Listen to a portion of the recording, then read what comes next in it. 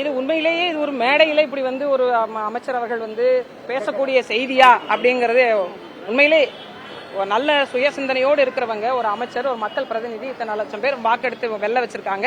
தமிழ்நாட்டுடைய மொத்த மக்களுக்கும் ஒரு அமைச்சரவையில் இடம்பெற்றிருக்கக்கூடிய ஒரு அமைச்சர் அவர்கள் எப்படி இந்த மாதிரியான வார்த்தைகளை பொது வழியில பேசலாம் அப்படின்னு சிந்திச்சு பேசினாங்களா என்ன அப்படின்றது தெரியல. அங்க இருக்கக்கூடிய பெண்கள்லாம் இருக்கிறாங்கன்னு சொல்லிட்டு, ஏன்னா அவர் தவறுதலாகவோ அல்லது சில நேரம் பேசும்போது ஏதாவது ஒரு வார்த்தை தவறுதலா வந்து விழுந்துரும்.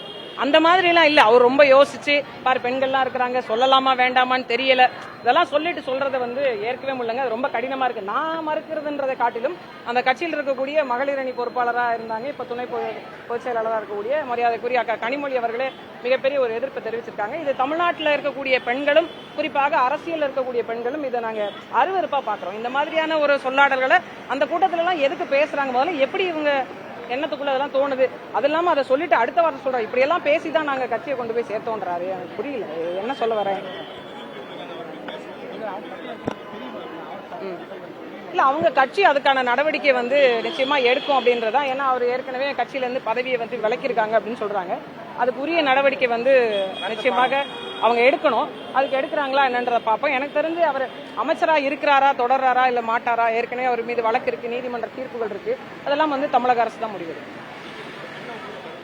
என்னை பொறுத்த வரைக்கும் இது போன்ற ஆட்கள், நான் வெளிப்படையா சொல்றேன், இது போன்ற ஆட்கள் இது மாதிரி ஒரு பொது மேடையில பெண்கள் இருக்கக்கூடிய இடத்துல இந்த மாதிரி சிந்தனை கொண்ட ஆட்கள் கண்டிப்பாக கண்டிக்கப்பட வேண்டியவர்கள், கண்டிக்கப்பட வேண்டும். தமிழ்நாட்டுடைய அரசியலை நீங்க சொல்லவே முடியாதுங்க. எப்ப யாரோட கூட்டணியில இருக்கிறாங்க, எப்ப யாரோட கூட்டணியை விட்டு போவாங்க, தேர்தல் நேரம் வர வரைக்கும் நம்ம காத்துதான் இருக்கணும். தேர்தல் வந்தால்தான் யாரும் இங்க வந்து கூட்டணிகளை வச்சு பத்தி பேசவே முடியுது. சொல்லலாம், பிறகு மறுக்கலாம், அது நம்ம ஊர்ஜிதமா சொல்ல முடியாது. புரியல.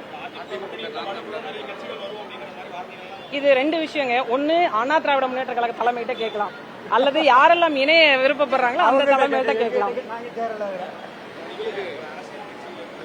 ஆமா,